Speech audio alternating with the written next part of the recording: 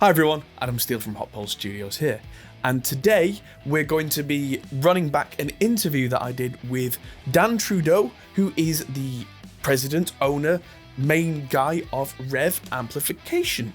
In preparation for the review video that I'm doing for this Revv Generator 120 right here, I interviewed Dan looking for 3 or 4 minutes to go in that video.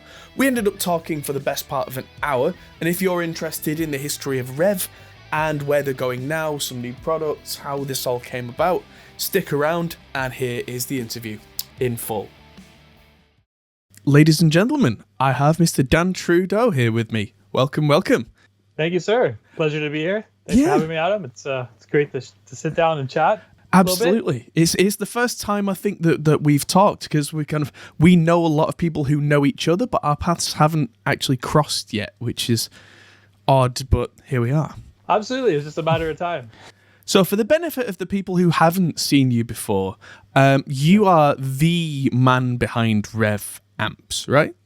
Yeah. So I guess it's been a number of years now. I started this project in around 2012, I think it was. I just sort of started tinkering with amplifiers and gear, sort of trying to find my sound in what was the craziness of gear at the time. I played in a few bands, and there were other guys that I was primarily a singer, and so my guitar player would have tech trouble or something, so I'd fix his gear for him and stuff like that. And then I just started to get into the electronic side of music, and I thought, oh, this could be kind of cool, build myself an amp. And so I did that. And I really enjoyed what I had accomplished, right? The sound was pretty cool. It was sort of what I could hear in my head, so to speak. And then one thing led to another, and I met my business partner, Derek, and he had the same faith in the sound of the product and what it could do. And we jumped on this crazy train, and here we are. So before Revv, you weren't an electronics guy, you weren't an amp guy, you just kind of committed and said, let's do this? Well, I was into robotics as a trade. So electronics has been part of my life for the last 20 years, I would say, something like that. More focused on industry, though. So robotics and building systems for industrial companies, whether it was moving parts around or doing sophisticated projects that were sort of custom to the shop or the company. Right. I was doing that kind of stuff, and so I've always been into electronics in some form or fashion, even down to the component level. And so tearing into an amp was really no big deal. It was, like, okay, yeah, 5-10 minutes to fix your amp or whatever it was. We're talking more Boston Dynamics than BattleBots. Yeah, absolutely. And it just never dawned on me at that time that, hey, I like music and I like electronics. Why not put the two together? It just never dawned on me for whatever reason, right? I was always so focused on robotics and my systems that I guess because it was my passion at the time, right? Right. That was just sort of, my focus, and I was full steam ahead. Right. And then it wasn't too long after I started tinkering with the gear and fixing gear for other musicians that it dawned on me, like, hey, why aren't I doing this? This is a lot of fun in itself, right? So yeah, I mean, this seems to be a very similar path taken by kind of the other luminaries like Mike Soldano, Dave Friedman, those kind of guys, where they kind of fall into repairing amps, understand the amps, and go, I want to change things. Let's do things my way. So. Yeah, Did you do that for guys, and then Derek said, hey, we should market this? Is that kind of how it went, actually, or is it something a little different? Yeah, it's a bit of a funny story, because at the time I think it was just around that time, I had basically put together my rough generator amplifier design. And it was ready for market and ready to go. I had already started a company, and this is already 2 years into this project. So there's a lot of research and development that had already gone on. And I was looking for somebody to print the text onto the chassis. Right. So just a simple thing. I just needed it to have a treble, bass, middle, text on it. I need somebody to put that there. I was good at electronics, but printing stuff, no, it wasn't for me, right? Right. And so I had a couple of friends that knew Derek, and so they found out, I was looking for somebody to do this, and they said, why don't you try my buddy Derek? I was like, yeah, perfect. You can print on metal. It's like, yeah, I think so. So I'd gone and contacted Derek, and yeah, sure enough, he's interested. Okay, bring it down, show me what you got to print on. So I brought it down, and to his surprise, it was a guitar amplifier. And he was like, "Oh, a guitar amp. Just so happens I'm a guitarist." I said, "Okay, great. You should try out my amp one time, right?" Yeah. So he had printed the panels for me. I went to pick them up, and I brought the amp. So I brought it to him. I said, "Yeah, give it a try. He said you were a guitarist. Let me know what you think of it." Right. And so he went ahead and he tried it. And I remember he strummed a few chords, and he turned around and he looked at me. He says, "You designed this?" I said, "Yeah." He says, "This is great." Right. And I said, "Thanks, man. That's awesome. Great feedback." So I left that day, and then I think he called me a couple of days later and he says, "Hey, you want to go for lunch? I got a proposition," right? So yeah, he'd probably been thinking about it for a couple of days and thought, "Oh man, this could be a kind of a cool project to get into," right? Obviously, he thought he could market it. So, right, of course. And as it turns out, he did. It worked, and here we are years later. So absolutely. Yeah, I mean, now we've been at it for 6 years, him and I mean, maybe even 7 at this point. And we're just doing what we're passionate about and meeting some great people, having a lot of fun. So it's been a cool journey so far. Awesome. So the first generator comes out. And of course, you say it's been 6 years, 7 years. In development time, for the number of products you have, that's actually a really short period of time. So if we think about it from a retrospective, was it really, really quick that you kind of went, the generator's great, now for the new product? Or was that just natural? For me, I've got a lot of different ideas in my head at all times. I'm cursed and blessed with the ability to always have something going on in my head, right? Whether it's electronics or whatever. And so I'm always trying to think of ways to innovate things. And, I like with the G series pedals, not that their functionality is light years beyond anything, but the sound is, right? Bit. It sounds more like a tube amp because that's sort of what I wanted it to come out to be. Right. And so, but just going back to the generator series. So I think the generator took me around 2 years to develop, to actually get the purple channel sound and then the functionality. Then add, 3 other channels. That obviously took some time too. But once I had the fundamental sound, everything else was sort of like, get it ready to produce, whether large scale or at that time smaller scale. But for me, it was jump onto new projects right away. So at that point, it was like, okay, come out with the 740 because some people are like, oh, do you have a lower wattage version of this? And okay, so I need that. And then, there'd be other guys that were, do you have something that's not quite as heavy sounding? So in that regards, then the Dynamis was born, right? Right. And then the G series followed suit and whatnot. So it's, for me, because I do work a lot with the production side of things, for the most part, it's slowly getting more out of that as the time goes by. Right. I've been limited by how much design time I was actually able to put in. Right. These days it's more, and so I'm hoping to pump out more products as the years go on here. Fantastic. I don't have to be so involved with building right now. I suppose that's the inevitable part of a growing company. Something that's worth talking about is that it's not just you and Derek anymore, right? There's a team of you. So how's that going? Oh, it's great, really good. Obviously, the beginning phases for me were tough because I'm so detail oriented, and when a product goes out, it has to be perfect. And so, giving some of that power to somebody else to say, okay, now you're going to build it, and I have to trust your quality of work. That was hard for me.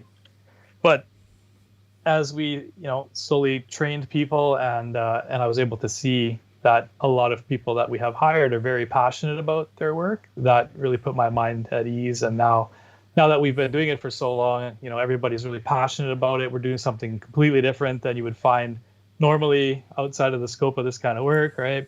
And people just, our employees just, they're a pleasure to work with, and we're blessed to have the people on staff that we do. And we've got quite a few people working for us now, which has been great. Demand has picked up drastically, and so we've been trying to really fill those roles so that we can keep on top of it. So there's times like, for example, we released the MK3 series, and I put everything else aside just to get into the shop and help the staff obviously educate them first because it's a new product. Of course. And then, build a number of them myself, right? Because the demand at that point was through the roof. So all hands on deck, right? oh, yes. That's something that's worth talking about, is the reputation that Revv has really exploded from small, like, indie darlings to, I suppose in some ways, not really that indie a company anymore in some respects. But the demand for the new generator must be through the roof compared to anything previous, right? It really is, especially with the fact that we can produce them a lot quicker. Right. My design philosophies have changed quite a bit since even the MK2, right? Where it's designed now to be a lot easier to manufacture, and we've obviously found other ways of doing it to make it a lot quicker. And obviously, the staff that we have now is the biggest factor, right? Right. But now that we can produce them and get them out, word of mouth is now hitting the street faster than it would, because there isn't that 4 to 6 month wait time. Right. And so there's so much more talk about it, which just exponentially, creates that the momentum for growth. And it's happening. And the G series pedals, obviously another product that's even still growing to this day. We've sold lots of those things, and still just incredible. Yeah. So I've got a couple. I've got a couple of the G pedals, and they are fantastic as well. But I wonder if, because they're in a lower price bracket, and then in the middle is the D20 and G20, if kind of the reputation from the lower price products then feeds into the higher bracket, which of course less people by number will buy the higher ticket item product. That's just the way of markets. But for that to really explode, and I'm looking just at the front panel of the Mark III 120 generator. There's so much goes into it. It's not a simple amp, right? So you've somehow managed to make things more efficient and easier to build, and it's still like a rocket ship. Without giving away too much of a secret, how have you managed it? I guess for me, it was just the evolution of learning new things, right? Learning new design procedures, practices, fundamentals, all that good stuff. Learning about what kind of new technologies are on the market, things that could help, but still be bulletproof, right? Like, it's still got to be rigid, and it's got to withstand touring, and it's got to be dropped and still take it. So of course, a lot of that stuff had to become part of the philosophy of what the MK3 would become. Mm-hmm. But I think it's just the evolution of me just becoming a more experienced designer. That really allowed me to figure out how to pack more in, but while also being, very good performance-wise, because, trying to put a gate in now that would be very responsive, not just a half-fast thing either, right? Like it took some planning and some trial phases, but it worked out great. That's somehow made it happen. One of my favorite things about the new generator is the gate. I have to say, it's really spot on. Is it kind of like some of the gates you get where the clean signal triggers it to make it work better, and then it does its thing later on? Is that definitely? Yeah, you can very much tell by the sound of it. It's so clean. Yeah, and it makes a huge difference. Yeah, I think to get a proper gate, you've got to have the guitar signal trigger, or the input signal, we'll call it then, trigger, because you can put anything into the amp. Of course. As long as your input signal is tracking, you can essentially gate it anywhere you want. Past the preamp, of course. Of course. But you can gate it back there really, really quickly, and the response is just that much better, right? So So for me, that I tried a few different things with microcontrollers and whatnot, in different spots, but it just didn't have the same response that this gate does, because I went with tracking the input signal. And so once I had, I'd say that gate took me a couple of months to really figure out. But once I had it, I knew it, and I knew that it was destined to end up in the amps. And so, the way it turned out, just I couldn't have asked for a better gate. So I'm pretty stoked about it. Awesome. Another slightly technical question, I guess. I'll give you a little bit of a lead into what I'm thinking here, is that like classic Marshall amps were all kind of based on Fender designs that were then changed. Like classic Soldano was kind of modded Marshall that was then changed. was there any particular design that you kind of used as a starting point and said, I like this, but, or is it just throw it out the window, whole new thing? It was a whole new thing. Wow. Yeah, absolutely. Yeah, it for me, that was my idea going in, because I wasn't under the constraint of going into business at that time. Right. For me, this was just simply, I want to design myself an amp, and however it turns out, or however long it takes, it just needs to turn out the way I need it to, right? Right. And so I basically I cleared a table in my shop, and I went, okay, I'm going to build a lab.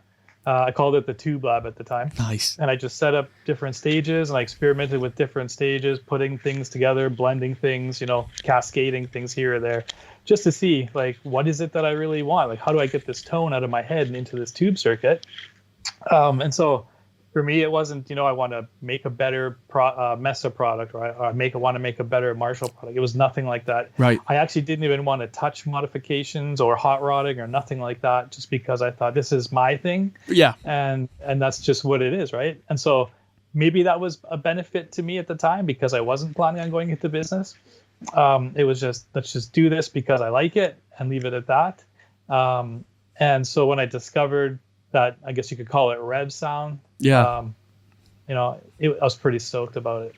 And so I've carried on just that tradition in all my products, just, not rushing anything, not trying to make anything better, just going with what I like and what I think a lot of our users now, the players that come to use our stuff, obviously feedback from them is important too. So that's sort of what it plays on.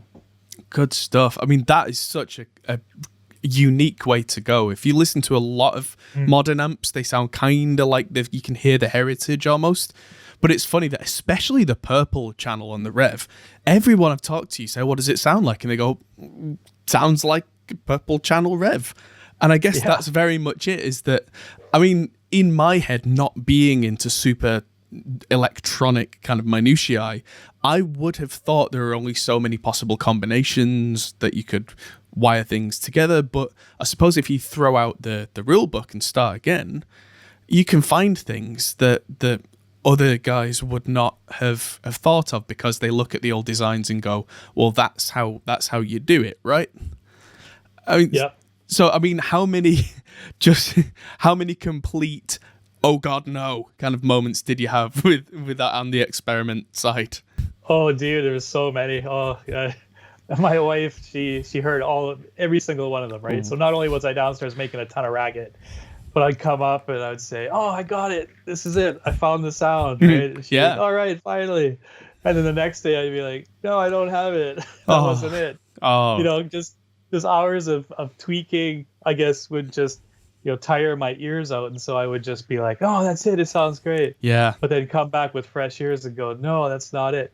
So I probably went through, 50 and 20 different versions of things. And there was times where I'd be like, no, none of this is good. Scrap it all.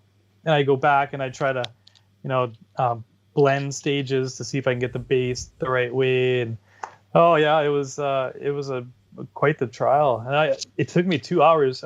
2 years for sure. 2 hours. Yeah, 2 hours. Yeah. 2 short hours and the rest. Oh yeah. Yeah, just easy mode. But it took me 2 solid years to really get to a place where I was happy with that amp. And, awesome. Even looking back now, though, that was just, that was nothing compared to what I'm capable of designing now. So, yeah. Fantastic. And that leads me on to the next question, which is that Mark I amp, the first one you came out with, and what we have now in the MK3. How far tonally have we come, in your opinion? Oh, quite a ways. Sometimes I've obviously got a Mark I here that I'll play on sometimes. Of course. They sound great still. Like I don't dislike the sound of them. For what they are unique in their own way. But I'll think to myself sometimes, ooh, what was I thinking? Just because of the MK3, when you got an MK1 and an MK3 on an ABY switcher. You just kind of go, wow, that's a drastic difference. Wow. Yeah, they're night and day. I mean, awesome. From what I've heard, the channel 2, or as a lot of people know it, the green channel, is the most changed on the new version. Is that? Yeah. Would you say that's right? Oh, for sure. Yeah, channel 2 in both amps are completely different. So with the MK3, I was never really happy with channel 2. I mean, I was at the time. It was fine for what it was. I'm a more of a metal player though, so Right. you know, learning how to find out what I liked about crunch tones, lighter gain Marshall stuff and stuff like Yeah. that. It was hard for me to wrap my head around because I would just be, give me a high gain channel and that's where I live, right? Of course. So trying to find that crunch was a little more difficult for me. And so it took me a little while to wrap my head about what players, like, for example, what Sean Tubbs would like, right? Yeah. Like what he hears, I can't hear. And so he's given me suggestions over the time, like, Dad, listen for this. This is what players like me, my caliber, are kind of going after. And so, okay, I would try to understand that. And so the MK3 channel is more of a design based off some of the things that I've learned along the way from guys like Sean. Whereas in the beginning, it was still more of a harder rock crunch than it was a softer, lighter gain crunch, right? If that makes any sense. Of course. So back then, I used whatever knowledge I had about it. Now it's more refined. And so I'm really happy with the way this one turned out because it is more of a, if we have to use the word, it's more of a old school Marshall kind of sound. I think some guys have even said it's kind of like a JMP kind of thing. I was like, okay, great. Yeah, that's awesome. It's funny you say that because I just recently got a late 70s JMP and they are not too different. They are different because, of course, the Revv has what I would call kind of the Revv signature. Yeah, but you can dial one in to sound like the other if you just spend a little time. I just think that's really interesting that you arrived at it without starting with like a Marshall schematic. And it's kind of you've gone the other way and ended up back at that point. Yeah. I think because I was taking suggestions from guys that they know what they like, right? Like for the high gain world, you can throw a whole bunch of knobs on an app and a lot of kids will gravitate towards it if it sounds great. Yeah, right. With the older school guys, the guys that maybe only like 2 knobs on an app, and they know what kind of sound they're after. Like they're a harder player to crack, right? Like it has to be in their world, otherwise they're not interested. And so I think I took those suggestions in that regard and thought, okay, well, I need to get into that world because that's how these guys are going to be interested in a product like this. And then once you win them over in that case, then they're more likely to want to check out the high gain stuff, right? So, but you got to meet them where they're at first. Of course. And so that was sort of the trick. And it's probably why I ended up back at the start, if you were, to say it that way. Of course. So it kind of makes sense, right? Yeah, absolutely. And another thing that I want to talk about is that with the evolution of the Revv products, Valve amps in general, the Valve amp market it's nosediving. It's shrinking because not many of us can make huge amounts of noise. However, I think you can see where this is going. You a few years ago started working with my good friends at Two Notes, and so now. I think so. Every amp that you make now, I think maybe not the Dynamis, now includes the Two Notes technology. Is that right? Yes, that is correct. Absolutely. And so now I can take a 120 watt Valve amp, stick it in my office here, turn it on, plug headphones in. Yeah, that's incredible. Awesome. And so, how did your relationship with Two Notes come about like that? Yeah, so oh boy, it was my business partner Derek was working for them for a little bit of time there, right in the beginning stages. So so that sort of fostered that relationship. There was always talk for us when we got started, crossing paths with Two Note. I'm not exactly sure how that happened, but it did happen before my partner started working with them. Right. But because of that brief time that he did, it really fostered a relationship for us, right? And so we are introduced to some of the embedded torpedo concepts that Guillaume was working on. And we were pretty receptive to it. Just being an innovator, I couldn't help but think, man, that'd be really cool to have, built-in load and this embedded technology to offer in a 120 watt amp. Like, who wouldn't want that? I mean, I know there are guys that don't, and that's fine. To each their own. But to the guys, like you say, that want to have 120 watts just sitting next to their side, but nobody can hear it but microphones on, like, there's a huge market for that. And so it was at that point, I once Guillaume had shown it to me, I thought, yeah, that's it. We're going in on this. This could be a great thing, right? Even just for the little niche that we had at the time.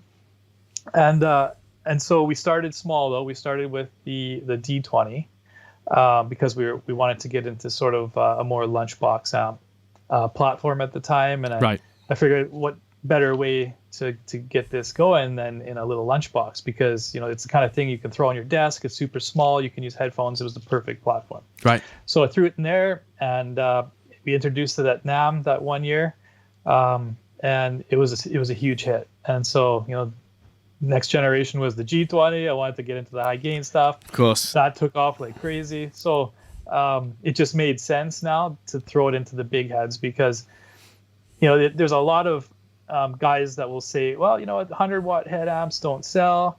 We don't really find that to be the case. We find that there's just not a lot of options for 100 watt heads, because I think there's a stereotype around that where people are just like, well, people don't want that wattage. But I don't think I think it's just there's nothing really new in 100 watt heads, right? Yeah, right. Everybody's just sort of throwing their version on it with the same kind of sounds, maybe something modified. But there was nothing big like with a load box and the 2 notes tech. And so once we released it, we noticed, no, people still want them. It's just they want something new, right?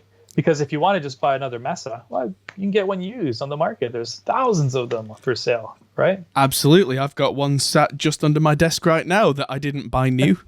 Yeah, there you go, right? And most people that I speak to about it, they're like, no, I could just go online and get one used. Like, it's easy. That's sort of the case with most people. Like a lot of my friends that play guitar, they're like, no, I'll just get it used. Because there's just nothing super innovative and new to go after, right? I think that nails it, absolutely. I mean, I've got a dual rectifier down here, and if I went to the store, I could buy almost the same one right now for 3 times the price. And what would it do that this one doesn't do, right? Yep. Whereas I can go out and buy the new generator, and that's got the 2 notes tech, it's got the revoiced 4 channels, and it's got all the funky features that genuinely make it stand out. And that's the killer right there. I think that's such a clever thing. Just pushing the tech forward. Which leads me on to a good question, talking of pushing the tech forward. Sure thing. I know that people don't like to talk about things that aren't released yet because, marketing hype. But is there anything cooking up that's kind of nearly there, that's just kind of waiting in the wings? I guess I could let one of the cats out of the bag. So obviously, we were talking about the gate. Yes. Gate being, pretty good. I've heard from many people now that they really like it, and they'd like to have that in a pedal platform so they can use with their other amps. And so I've been working on a gate that we'll be releasing probably in the next few months. That should be pretty cool. So I'm having one of those because that kind of gate I could really do with on my other amps, because being a studio guy, I mean, I love the generator, but as a studio guy, quite often people want different flavors, so I keep an amp collection. I'd rather not. I'd rather not. It's expensive, but the metal guys, like, we need gates. Afford it? It's great. Well, it's a business thing for me, right? It's that, like, more amps, more choice, happy clients. Yeah, is what it is. But there you go. So the Revv really is an all-in-one solution, but the others, if they had that gate, I'd be happy. So as soon as you can, I'm gonna have one of them. Nice. Oh, you'll know as soon as we let her out there, and I'm excited to get something like that. I was, like I say, really happy with the way it turned out, and so now just to capture that into a pedal that functionally can work well with other amps is now sort of what I'm aiming for. But Fantastic. Yeah, that's going to be, I think, the next one. And there's a few other ideas and stuff like that that we're going to be working on this year. Nothing I can really say right now, just because there's real no concrete answers around a lot of that stuff. It's still just a lot of thoughts up in the air. So yeah, but the gate is a definite one. So fantastic. I don't suppose you've decided on a name for it yet, because G8 gate would be perfect. We might have talked about that a little bit, and I mean, it's a no-brainer, right? Right, absolutely. I mean, yeah, you're not going to be paying marketing brains not to make that name up. Yeah, no doubt, right? Yeah, I'd be a fool not to take it. So yeah, it might have something like that. Fantastic. So sometimes things just present themselves to you, right? Yeah, hey, I like it. When it's easy, sure, let's go. Yeah, good stuff. Yeah, for sure. Okay, well, we've got a little time now. Here's a question for you. Before you designed the Revv, what amps were you using for your own personal tone? And if you can tell me a little bit about what wasn't working for you, that'd be quite enlightening. Yeah, sure. Like, I think some of my favorite amps back then were Crank. I liked some of the Crank stuff. I liked Mesa Boogie rectifiers. Obviously, they had a nice growl to them. The bass content, though, I think was my biggest complaint. Just like most people, right? Just a tighter, more modern sound was what I was going for. Yes. I like the some PV stuff. Obviously, the 5150. It's got its place in history, right? Yes. What else was there? There's a couple more PV amps too that I'd fixed over the years that I thought, it's got a pretty cool tone. But for me, it was mostly the mid-range and the bass. They had to be perfect. Right. And I just couldn't find, like, one amp would have it, or one of the things that I liked, but not the other. And so for me, it was sort of like finding the right sound with the right mid focus, still being really, really punchy and tight. Right. But have that bass content like accurate to what was in my head. Those were the things that were hard for me to find. And so because I couldn't, it was now my journey, my duty, right, to find it. It's funny you say that, because I've heard the Red channel talked about as being roughly analogous to something like a dual rectifier, but with a clear bottom end. So it's no surprise that that's where that's ended up. Of course, they're not the same sound wise, but you can definitely hear what you were going for, I think. So and definitely. But then that's the real, like, saturated gain. The purple doesn't sound like anything else that I can think of. Is there anything that you hear in there? I mean, I know we're giving the game away a little, showing how the sausage is made, so to speak. But I'm trying to think, because the crank sound is always very in your face, which actually makes sense in the generator kind of sound. It is very in your face, but somehow the upper mids don't get painful. Is that something that you built into the circuit? Because I definitely find that some amps get so bright they kind of hurt. Yeah, that was another complaint I have with some amps. Is just the ice pick sound, right? Like you could really hear it. Like, they cut through the mix, but not in a pleasing way. It was more like they cut through the mix because it was ice cold, right? Yeah, right. And so that's what I wanted to lose. And so finding a smoother top and then a tighter bottom, like, it was no easy feat at any rate. Like, I enjoy what I do, but that was a challenge to try and get all these tones figured out correctly. Right. And then obviously get to a third version. Of course. But yeah, that was sort of it for me. It was a lot of those sounds, like I say, where I'd find them somewhere else, but just not all together. And so the purple channel was more of my maybe more mid-focused punchy tone, whereas the red is the just all in your face growly, more bottom, but still really tight kind of rumble sound, right? Because I liked both of those types of sounds, that I needed to have them both, and not just two channels that were the same sound. It had to be different. Right. Yeah. And I like my cake and eat it too. Of course. And they both sound great, but just very different to each other. The blue channel 1 makes me smile, because if you look at the front of the amp, if anybody's not looked at it, where the gain knob usually is, there isn't one, Was that just a conscious choice to say, if you want a clean tone, you're going to get this wrong, so just don't. Here's your sound.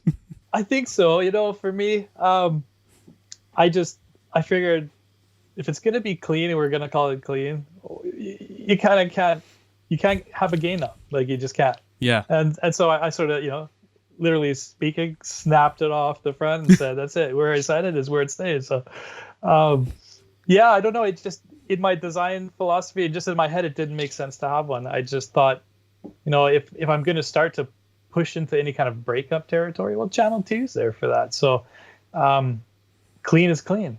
And I wanted it to be crystal, like just not even a hint of breakup. I mean, you can push the front end to get it there, but just from a regular, negative 10 dBu instrument signal, you're not going to do it. And that was just a conscious design from me. It's what I like. So it's where we're at. Good stuff. It sounds like I imagine metal cleans to be, that kind of just sparkle clean. And then there's that wide mode, which just gives you the clean, chimey top end as well, which is just absolutely fantastic. That's fun. So what came to mind then? MIDI. So that the amp is fully MIDI switchable. There must be loads of relays in there. That's got to be a complicated design, right? It is. Yeah, it is for sure. I mean, and then trying to make sure it's quiet when they switch and all that stuff. Yeah. I mean, getting the timing right. That was very tricky. But yeah, there's a number of relays in there because I want to make sure that, as we move forward with technology here and MIDI becoming now so prevalent, right? Every 2 or 3 or third or fourth player that I speak to is using MIDI. And so in this day and age, I don't see that going anywhere but up and increasing. And so to not have every function available to be switched with MIDI would just be a disservice. And so for me, it wasn't really an option, I guess you could say. Right. It had to have it because, a player can decide not to use it, but if the option isn't there and they want it, you can't get it. That's too bad. Holds you back, right? Yeah. It holds you back. I've seen quite a lot of the older amps that they use kind of these amp gizmo things that sit on top to try and switch them, and that's a whole pain in and of itself. Yeah. But I wanted to ask you, are there any hidden features that you can change with MIDI that are not on the front? Anything? No. Okay. There's not. Yeah, I made it all visible. Just as much as I wanted to say, hey, yeah, you can blend channel 3 and 4 together by doing this. Unfortunately, it's not there. Right. I just wanted to make sure players have all the information because it's so complex, right? Yeah. At some point, somebody's going to be like, "Oh, why didn't you just include this in the manual?"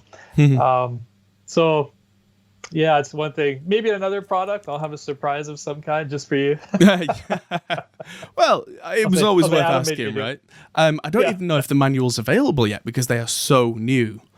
Because they're just hot off the press. These, like my amp, I've had mine a week, and mine got super fast shipped to me, which is impressive, by the way. But I've just had time to play it. I took mine over to see John Brown from Monuments, and we played through 2 of them. That was wonderful. And then I've seen that. It was great. Yeah. And then I played my own demo this week, which obviously hasn't been released yet because part of this interview is going in there. But that's all the time I've had. They are super fresh. So I'm asking these questions because right now, literally nobody knows. It's just, they're so new. It's true. Something else I wanted to ask, actually. I am one of those nerds who likes doing things like changing valves and all that kind of stuff. Just because, really. Yeah. And how easy is it to change things like different types of power valves in there? Because I know some amps just can't do it. They go boom. So is that a thing you can do? And how easy or hard would it be? Yeah, definitely can. So you can use any octal 8-pin tube that you want in the amp. The impedance of the output transformer is set so that it's safe with all of them. And the bias controls in the amp are also designed to work with all of them. Great. You can't use a 6v6. Right. Because a 6v6, the maximum DC voltage is substantially lower than a lot of the bigger valves. Right. And so those are the only ones that you can't use. But everything else is fair game as long as it's capable of a minimum, let's say 450 volts DC, that it can go in there. And they're super easy to change. They're installed in the amp in pairs, and each pair can be biased on its own. So it'll allow you to do things like match pairs. So if you wanted KT88s and say 6L6s, you can do that. And essentially just find your tone and all that. Yeah, it's great. It's super easy. Yeah, you don't have to go into the head shell to do any biasing. Right. There's the controls are accessible from over the top in between the valves, and it's easy peasy. So you can experiment with it and find your tone pretty quick. The bias test points on the back will allow you to also check your bias periodically. If you're into routine maintenance, which it sounds like you probably are. You throw your multimeter in there, and because if you're into changing tubes like that, you're obviously just like me, where it's like, I got to make sure that bias is right. Yeah, of course. Times, right? So for me, there's a line where if it gets too not working, if it's a little dangerous, I have an amp tech who knows everything about it, so I take it there because it's safe. But if I know that it's safe to check biases and make sure everything's right, I absolutely will. Because it's good to know. I mean, there are also fault lights, so I'm guessing there's protection circuitry in there for if a valve goes, your amp's not gonna stop working mid-show, that kind of thing. Yeah, that's right, exactly. So that is the case, right? So if a valve went in the middle of a show, let's say you could just turn up the master volume a little for the rest of that show, it wouldn't sound quite the same, but it would carry you through the show. Yep, exactly. Yeah, so the pairs are fused as pairs, and so if you blow a tube, it'll take that pair out, and so now your impedance will change, but obviously your output volume as well. But you're right, crank up the volume, and as long as that tube isn't making any funky noises, right, which could also be the case, that kind of thing you just can't really do anything about. Of course. But 80 to 90% of the time, it just shuts them down, and you just crank up your volume, and you limp along through the rest of the show. So it's a really good feature that way. Just like I say, even going back to my band days, where guitar player would blow a tube, that's it. His amp is gone, it's out, and if we can't get a backup, the show's over. So right, this is a way to try and prevent that. That exact thing has happened to me a few times. I used to be in a touring band, and one time we had an extra guitarist came in. His dual rectifier wouldn't turn on, fuse had blown that night, and we had to use a virtual amp through the PA system, and we got through, but not good. But oh wow. So inspiration suffers in that regards. Oh, absolutely. So I always remember everybody carry spare fuses and make sure you got a Revv, because they don't stop. Yes. There you go. You're good to go. Awesome. Well, Dan, it's been an absolute pleasure talking to you. Thank you so much for doing this interview with me. And Adam, thanks for inviting me. And you're always welcome here when lockdowns are lifted. If you ever find yourself in the UK, you're always welcome to come on over to Hot Pole Studios. Oh, dude, I'd love it. Yeah, actually, my wife and I have been thinking about coming to the UK soon. So if things are lifted and we're there, I'm coming to see you. Nice one. Cheers, Dan. Hope you found that interesting. It was certainly a great chat. Thanks again, Dan from Revv. And hit the subscribe button, hit the like button, all that usual YouTube-y stuff. There is an interview coming very soon with Guillaume from Two Notes, who had a part in the Rev Amp as well. So stick around, that's coming very shortly on the channel, if not already out by now. Thanks for watching, see you in the next video. Goodbye. Hey everyone, that might be the end of the video, but if you fancy carrying on this conversation, we have a Discord server, link is in the description. We're also on Patreon, which is something you can really help us with. We also are on Facebook, Instagram and Twitter at Hot Pole Studios. See you there.